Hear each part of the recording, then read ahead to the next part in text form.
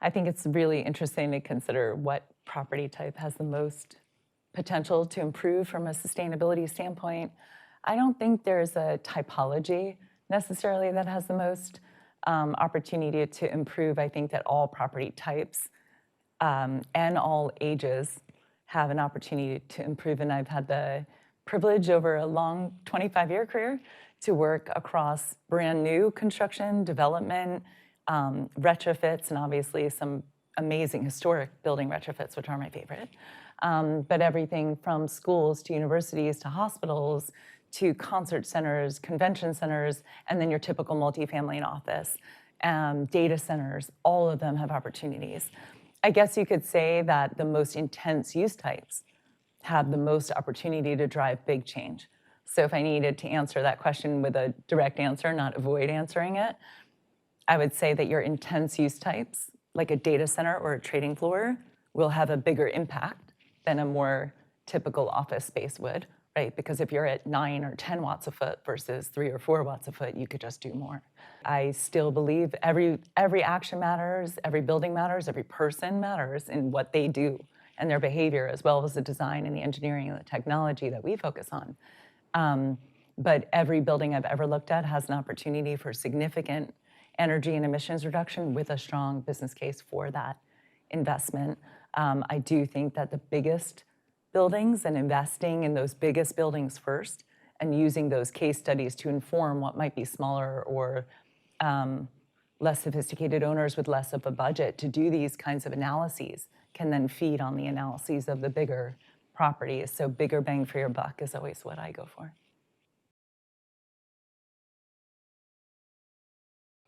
The question of obsolescence and the advancement of technology and how fast that happens is something that I think is really interesting.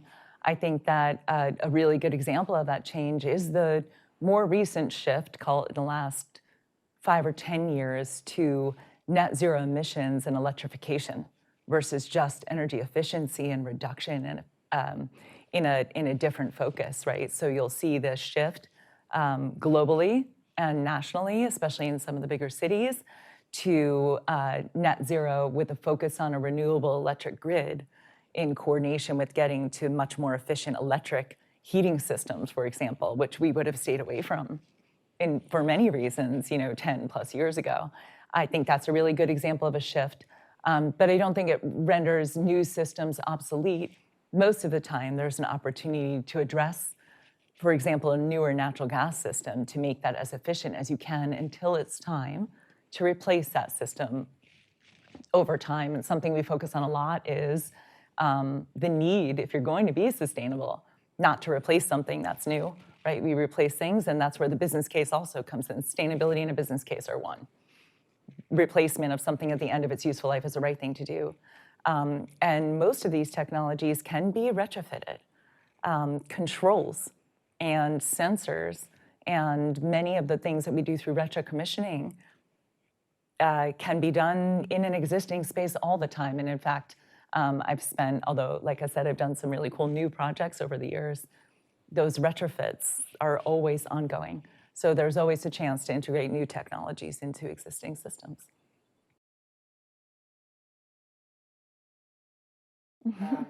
Lots of jobs, and not a lot of qualified people, which is the best thing ever for students at a great school like this.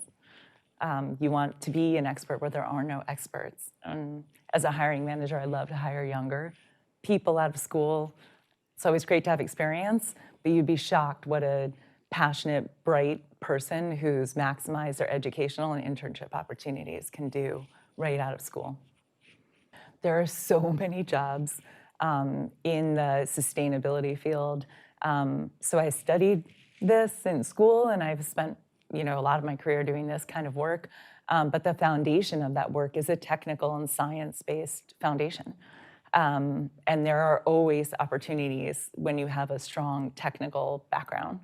And the way that all standards everywhere in the US and around the world require an education if you're going to do anything in the built environment, and frankly in many other industries, having a technical background and understanding sustainability is integral. So if that, people ask me all the time, how to be qualified to do this kind of work. And I would say make sure that you balance what's often a theoretical background with hard technology and engineering background, data science background, goes with the policy of this kind of work and the business case, finance, management side of this kind of work. So in my opinion, you need to understand all of those aspects. And most universities like Cornell actually now have interdisciplinary programs like the one I had to cobble together. And I would say you really can't do it without those areas. But there are opportunities. Sustainability for me is modernization. It's technology, it's infrastructure. We're updating the assets through these performance targets. And that's something that every industry needs.